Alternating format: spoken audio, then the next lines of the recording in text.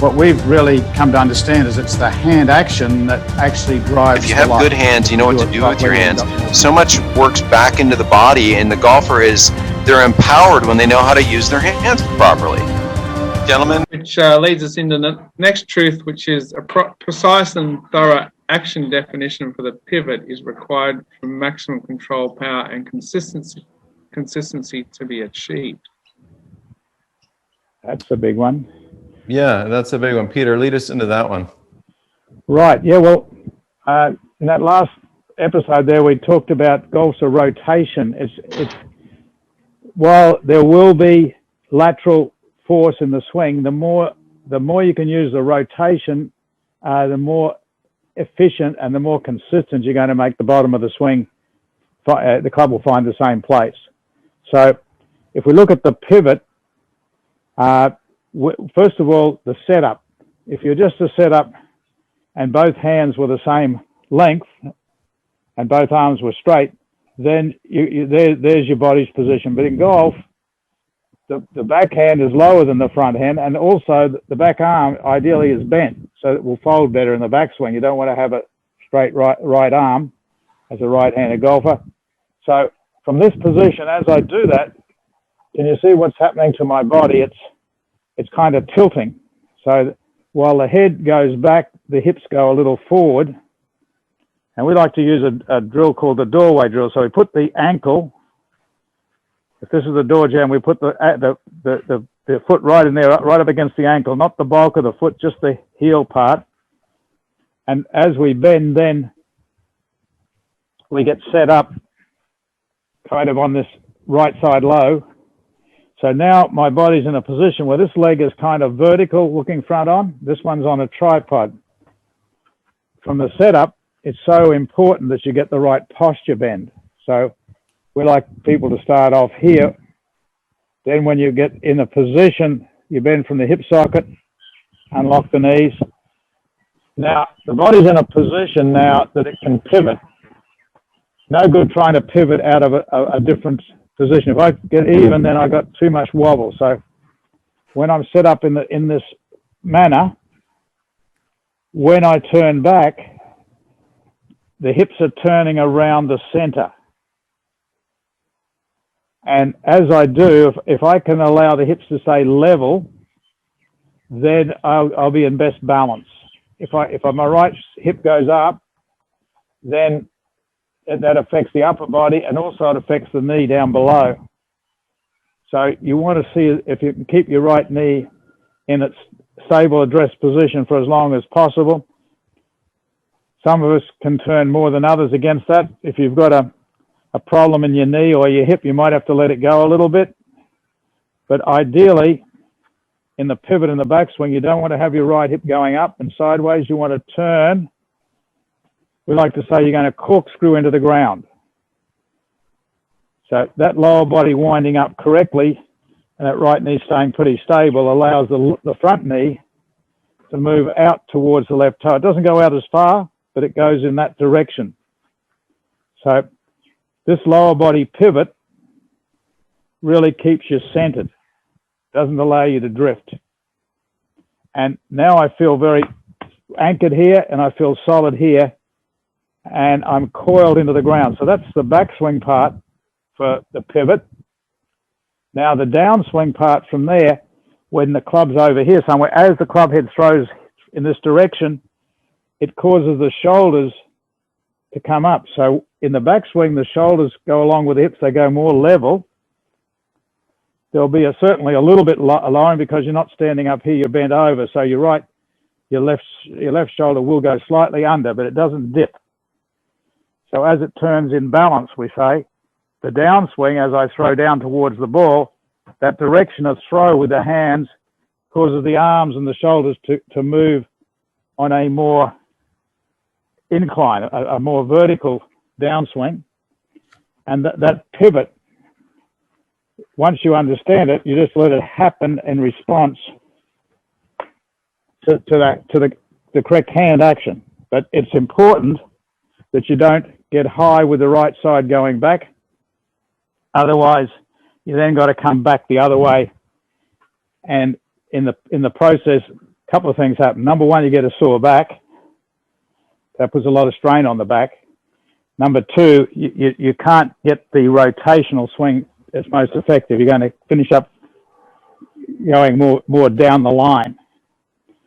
I just might like to hand over to Martin because I'm sure he's got some more to add on. Yeah, no, for sure. I think, a lot of people that when they come see me and they do a golf school, the folks that struggle, they usually have their pelvis will glide away from the target. They really don't have a sense of rotation.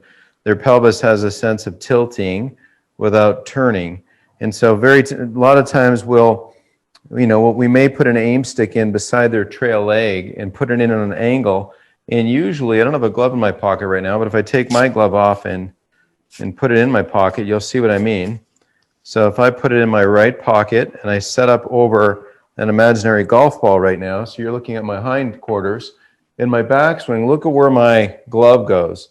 It doesn't go away from the target. It rotates fairly level and goes toward the target.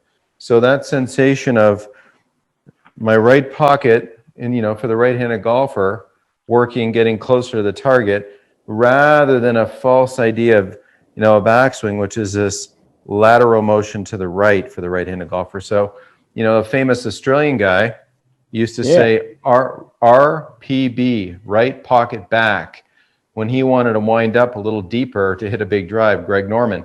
So the sense was, a fairly level hip turn where that pocket would go toward the target, and that keeps you inside your feet rather than gliding on the outside of your feet. Beautiful. Yeah, no, it's the pivot power. Well, the pivot is first of all, you got to have a good understanding of how it's supposed to move. So you can drill the pivot independently, but ultimately, if you use your hands correctly, then the pivot basically supports that hand action. So when I use my hands properly, the body works properly.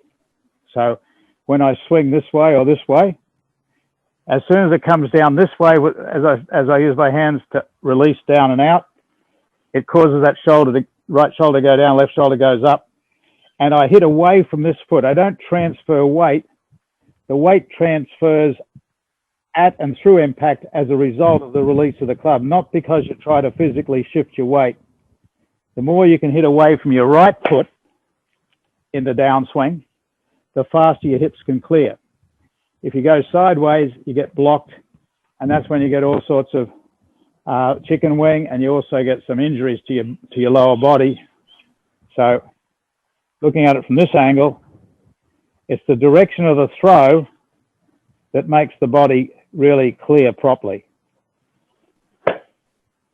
So I don't have to try to turn my hips. I just have to allow the throw. And then the more I throw, the faster this comes up and out the road, the more compression I can put on that ball. Excellent. Okay. So, Chris, where are we now? That's quite a bit we've covered today. All right, and I think the final truth we're discussing today is the address routine is an entrance point to a more consistent golf swing and game. The number one thing, I don't let people write this when they come see me, but I ask them what they want. And I always, the caveat is you're not allowed to say consistency because I know you want to be more consistent.